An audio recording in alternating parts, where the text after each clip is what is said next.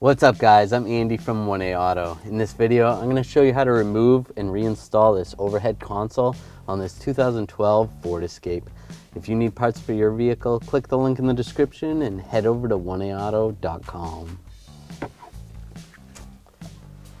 Now we'll just open this glasses holder and take a Phillips head screwdriver and take these two Phillips head screws out.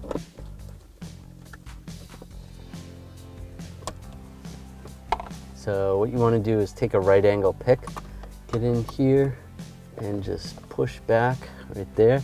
There's a retainer that holds that in. Slide this down and then slide forward and pull it down.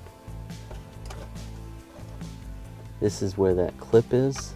In this vehicle it's actually broken, but it's okay because the screws are going to hold it up. So if you break that clip, don't be too concerned because you have the screws. I'm going to disconnect this connector right here, just push on the lock tab, and same with right here, push down, and slide it out.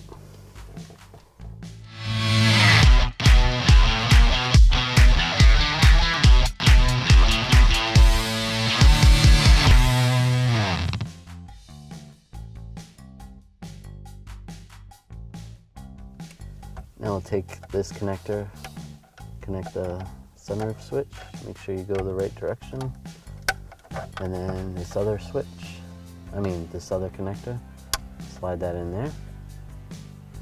We can take this and slide it up. Open the glasses holder. Now if your connector wasn't broken, the retainer wasn't broken, lock that in place. And then you can take the Phillips head screws, get these started. I'll get this one started, and then I can snug them down.